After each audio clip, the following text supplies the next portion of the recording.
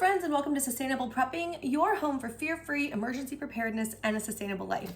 My name is Brecky, and today I'm bringing you to my real-life kitchen with my real-life mess and clutter to show you how I am taking steps to be more prepared through canning. It was one of my goals to can something every month. It's the very last day of January, so you're going to come along with me as I can up some chicken, and I talk about small steps you can take towards preparedness. If you're new here, I want to say a great big welcome. I'm so glad you found my channel. This is a place where we're going to be talking about fear-free emergency preparedness. We're going to be talking about sustainable living. We're going to be talking about feminist homemaking, and we're going to be talking about it from a progressive political standpoint. If any of these resonate with you, I'm glad that you're here. And for those of you who've been here the whole while, welcome back. So one of the things I want to talk about is how you don't have to do everything perfectly to be making strides. I know that you can get really sucked into, or at least I can get really sucked into the aesthetic quality and wanting to do everything perfectly, wanting to raise your own chickens and harvest your own chickens and then can your own meat and have that whole process. But for a lot of us, doing that perfect process, that aesthetic process is so far in the future. It takes a lot of advanced skill that we just need to be focused on making the baby steps, doing the progress we have right in front of us. One of the ways we can do that is by taking what's available to us and using it as a learning lab, using it as learning opportunities that are furthering our skills, even if the entire process isn't perfect. And today's canning session is going to show you exactly what I mean. I have two of these whole roasted chickens. I've already taken the skin off of this one from Costco. They are $5 a piece, which is a great deal. Now, these are not organic. These are not free range, okay? These are conventionally raised chicken. I don't love to serve conventionally raised meat, but in a tight budget, $5 for a whole chicken is a lot. So what we're gonna do is I bought two. We had one for dinner last night with a little bit of meat left on it. We have one that I just de-skinned before I started filming that we did not have for dinner, and I'm gonna pick off all the meat and put it in here, and from there we are going to can up this meat. So I'm taking something that provided a meal for my family yesterday for just $10. We're gonna get at least, I would guess, 5 or 6 pints of chicken. We are going to use some conventional broth. I've got organic broth that we're going to use because we have to do this quickly and efficiently. And y'all, you might hear I have a little bit of a cold that's on the tail end. I'm not contagious. I don't have a runny nose, but I do have a little congestion. And I was going to not do this because of that. But one, I promised myself to can something at least once every month, and this is on my to-do list. And two, it's important that we take baby steps. I have washed my hands. I have sanitized my area. I have jars that I put through the washer last night that are sanitized and clean, and we are going to get this canning project underway. So let's get started. So we have a little bit of meat left on this carcass, and I am really just going to go and pull off the good bits of meat. We want to try to avoid sinew and skin and any of the fatty parts. We don't want that in our canned chicken.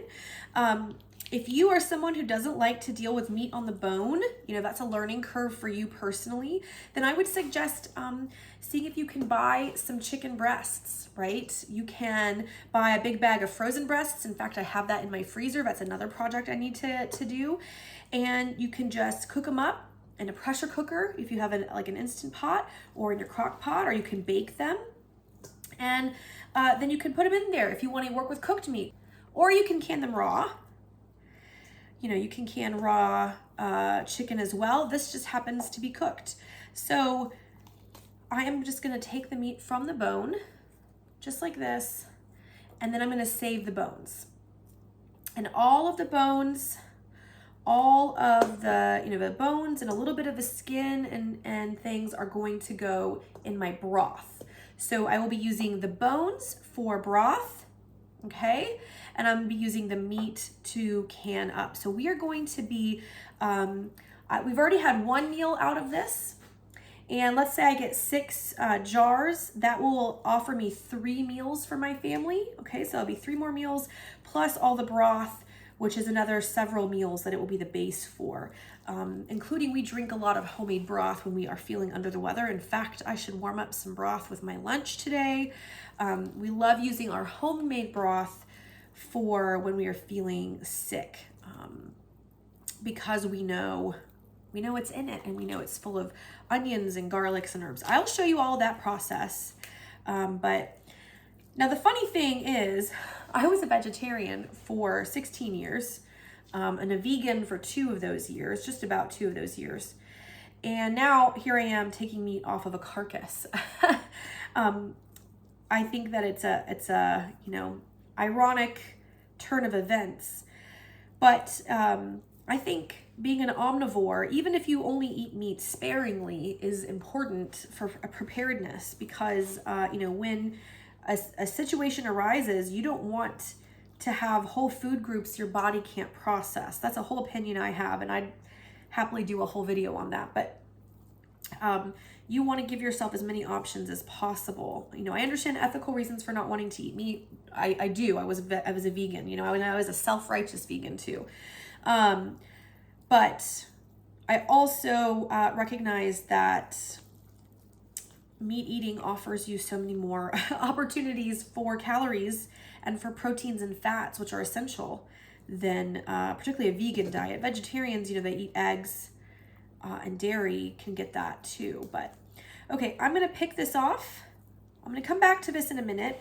And here is the other whole chicken. And I think using your hands is the best way to go. But if you want to be dainty, you can use forks. But we're just gonna chunk it. We want to keep it, fairly big. We want it to be bite-sized pieces. We don't want this to be tiny little shreds that we then can't really use for other food, right? This is gonna all go in a jar, and we want it big enough for soup or chili or enchilada mix or whatever you're gonna use your canned chicken for. So you do want to pull it off in big pieces. When you are doing a raw pack, when you're doing chicken that you are not, is not cooked yet, it will shrink and create its own broth. But when it's cooked like this, it's already done that process, so you have to provide broth, and it's going to stay roughly the same size. We just don't want it to get, too small. And I'm not separating light meat and dark meat. We're just gonna do it all together. Big chunks in here.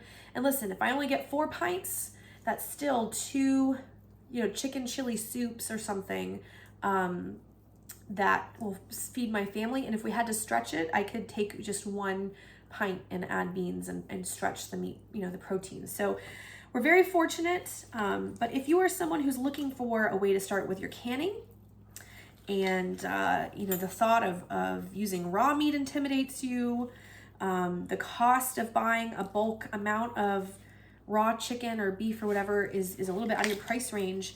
If you have a Costco, these rotisserie chickens, again, they're not organic, free range, but they're still a really good opportunity. And this could be something you could even, start planning to do once a month. Put a couple jars on your shelves, have dinner, and then the rest of it, put the extra meat on your shelves, and then make broth, and then you have broth that you can. So we're sort of doing a couple different projects. So I'm gonna keep doing this, and I will come back to you in a few minutes.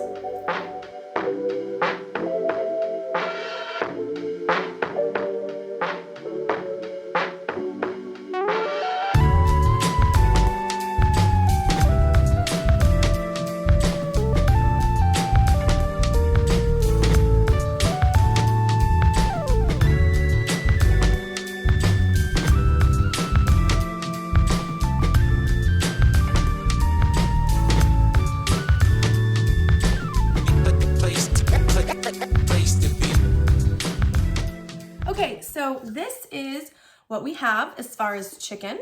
All right, and it's in a bunch of different sizes. Oh, I see 1 bone that made it in. And I'm gonna go through and just make sure everything is a-okay with this chicken. We also have this carcass here with some skin. I'm not gonna use all the skin, but I'll use a little bit, and then some of the carcass here. And another thing I wanna show you, can you see in that tray, I don't know if you can see with the lighting, is this jelly-like substance, this gelatin. That is incredible for your broth. You want to get that into your broth because that is where a lot of the collagen that is so healing for your guts is located. And I personally, I'll tell you the story of how I stopped being a vegetarian.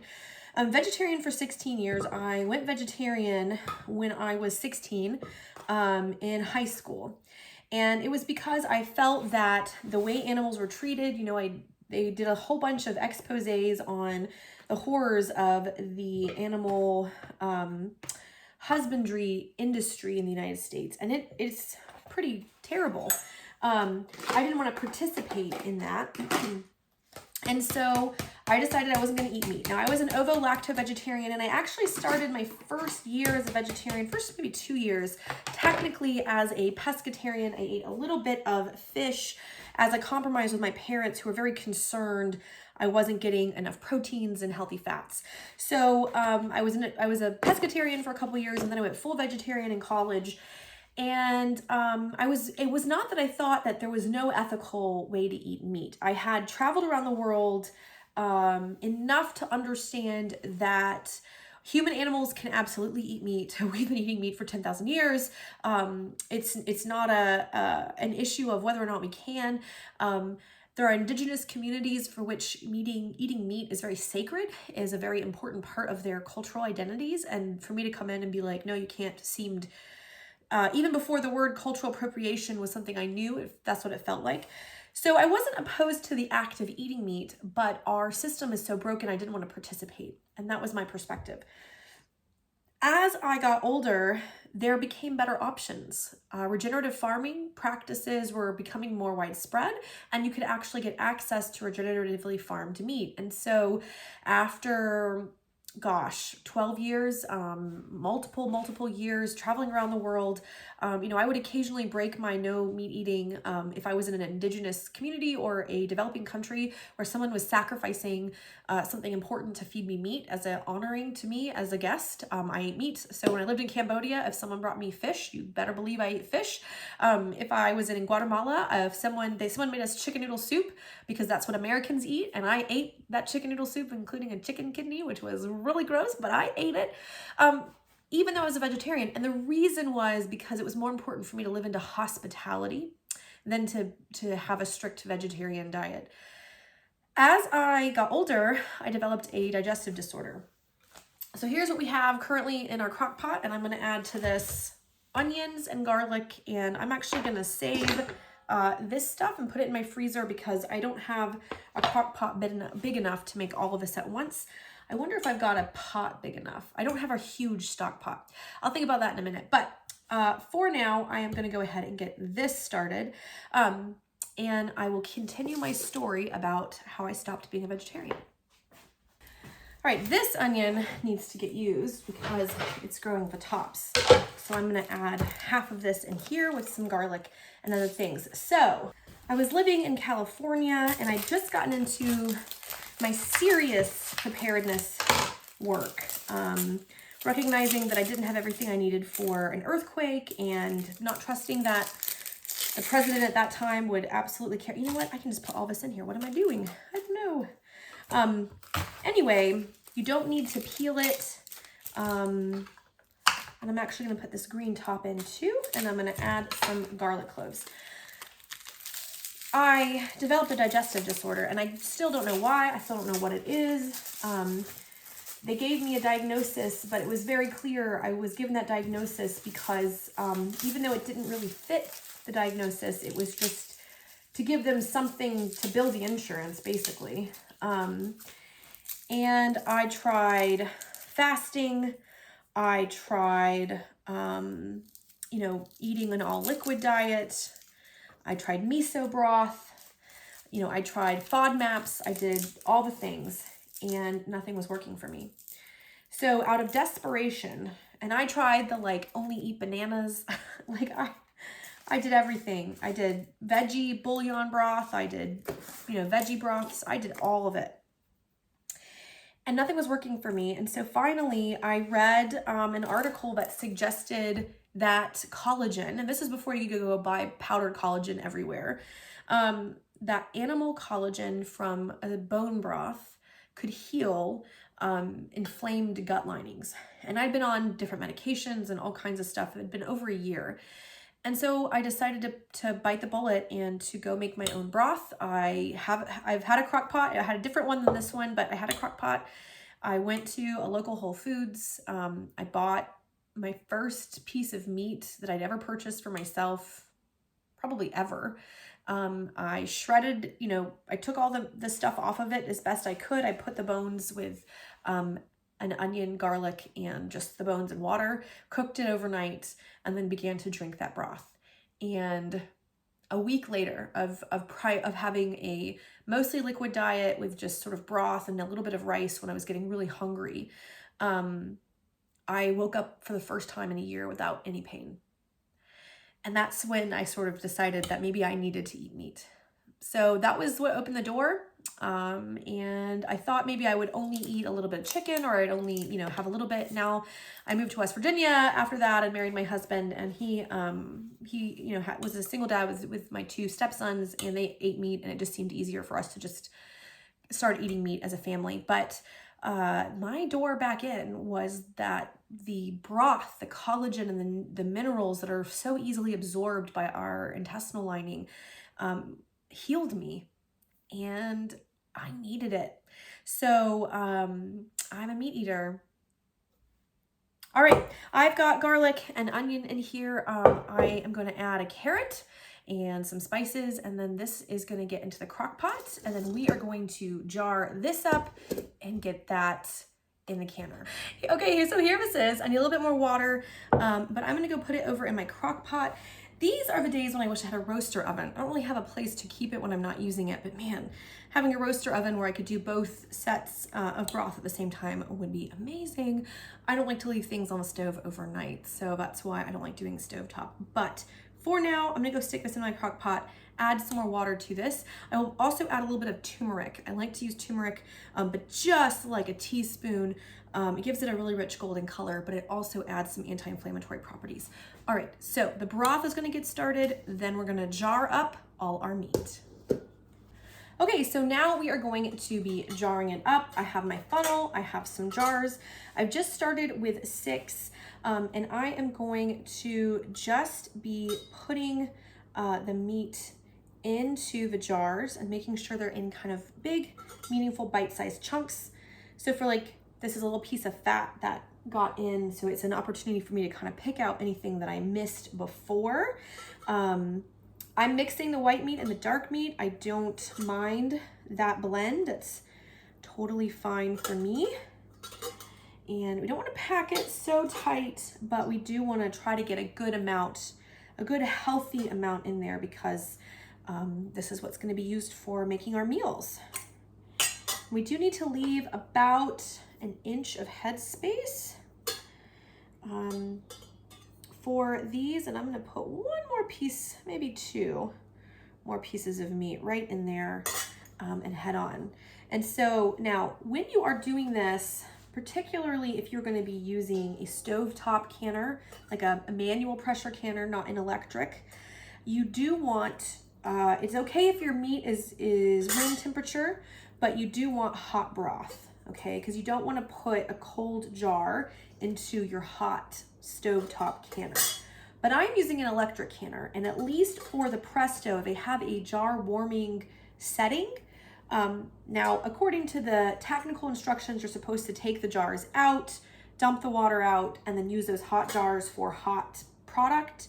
But I am going to be putting room temperature jars and room temperature liquid into the room temperature canner and allow that hot jar setting to just warm them up, and then we'll pressure can them.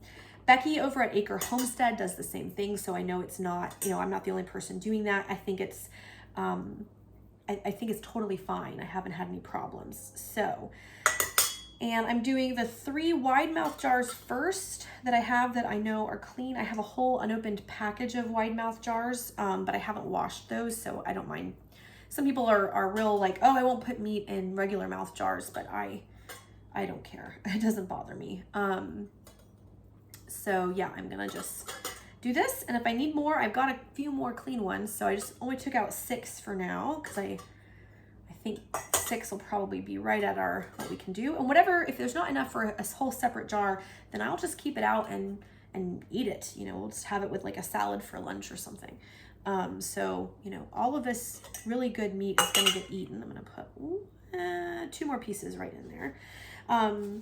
Yeah, and so that's what we're doing. We're just filling our jars.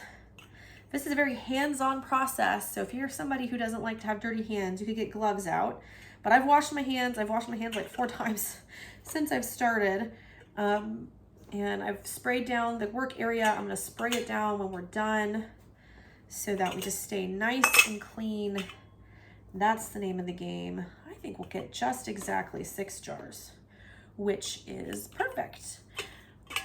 One of the things that I'm excited with my electric canner is that it's going to allow me to do some small batch canning where I don't feel the pressure of doing all that work for just 6 jars. You know, getting your big canner out that can hold 12 jars, you know, 10 or 12 jars, and then only doing 6 feels almost like a waste, if I'm being completely honest. I need to get a towel.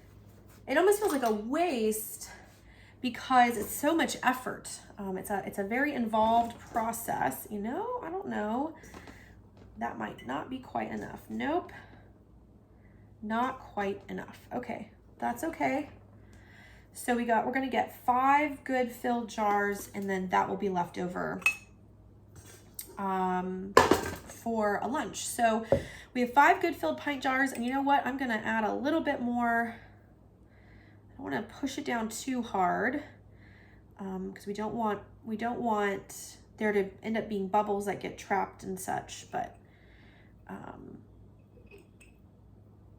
there. Awesome. All right, so 5. 5 is fine. I'm happy with 5. I'm happy with 5. You might get more if you don't have as big of a family that ate as much at dinner the night before. All right, so next is we're gonna use broth. Yes, I'm using conventional broth because I didn't feel like making any. You could use hot water. You could use homemade broth. If you wanted to wait and do this after you've made the broth that we just put together and use your homemade broth, you can totally do that. I am going to allow Costco to help me out once again and let them make my broth for me because with a new job, I just have not had as much kitchen time of late. It's learning to rebalance my time is a challenge, and that one might just get some water. Learning to rebalance my time with the new job is challenging. It is really challenging me. Okay, so this one just won't have quite as rich of a broth to cover it, and that's okay. That is an okay thing. All right, so now I'm going to take a clean cloth and I am going to just wipe the rim here. Okay, really nice wiping the rim. So I've wiped those rims, no nicks, no fat, no anything, and we don't need to simmer the lids. You used to have to simmer these little lids to soften them, but that is no longer the recommendation. You just stick them on there. Oh, I only needed 2 of these. And go. Now I am using ball lids. There is a lot of opinions now about whether or not ball lids are worthwhile. I've had some ball lids fail, okay? I've had some ball lids fail, and I am planning on I have 2 boxes. Once I use those up, I will not be buying ball lids unless, you know, I hear that there's been some significant improvements because I have had lids fail. All right, so these are gonna go into a room temperature canner. I will take you over and show you how to do that. If you want a more of an in-depth look at my review of the Presto digital canner will be linked above right here. You can look at it and see more of the details. I'm not gonna walk you through all the details in this video. Okay, so I'm putting my 5 jars into the canner. I filled it to the appropriate fill line. I have the liner at the bottom, so they're not touching the very bottom. You want to have that in place. I am just going to put the lid on, lock it in place, close this. Okay, so this is the sensor that lets it know what the temperature is. So you definitely want that. I have it on vent. And now we're going to press, let's see here. I'm still gonna look at my directions and instructions. We are going to want to do 75 minutes for pints of chicken. Insert jars, we have done that. And now it's going to warm the jars, okay? So you're gonna have them warm the jars. They were at room temperature, the water was at room temperature. It's gonna warm the jars, then it's gonna vent, then I'm gonna press go, and it's going to pressure can these for 75 minutes.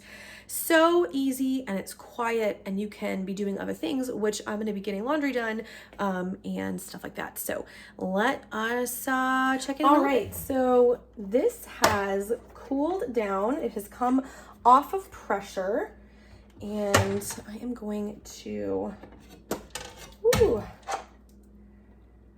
take these out. Give it just a second to kind of adjust to the air pressure and the temperature in my kitchen. It's a little bit cooler in here than I normally keep it. It's winter, you know. But now this is gonna be done. And so I have my broth in the crock pot that will sit overnight. And I have these absolutely gorgeous cans of chicken that are still bubbling, but have come down. They've come off of pressure. They've gone through a cooling cycle. One of the things I like about this is it actually has a cooling cycle in it. So they're still hot, but you don't have to set your own cooling cycle. Look at that. Look at that beauty. And now I have, you know, some convenience food. These are pre-cooked. They're actually sort of twice cooked if you think about it, because they were cooked when I put them in the jars, and then I pressure canned them. Come here, you. But here we go. Beautiful. And there's the last one.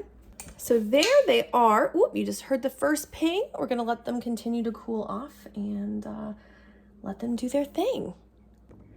And this is what the broth is beginning to look like. I need to add a little more water, but that is what that is beginning to look like. And that is my day in the kitchen with you guys. I'm excited to show you how you can take those baby steps. Don't worry about doing everything perfectly. It's okay if you can't raise your own chickens and butcher them and then can them yourself. It's okay if you can't afford all the perfect meat right now, and going and getting those $5 Costco rotisserie chickens is what you can afford to do. Do that. Practice the skill, do the thing, because every baby step forward is setting you up for success. Friends, I hope that you're doing well. Let's keep the conversation going down in the comments. Let me know what baby steps you are taking. Also, come find me over on Instagram at sustainable_prepping. You can see me over in the Facebook group too. I hope you guys are doing well. I hope that you're finding things to do. And until the next video, happy prepping.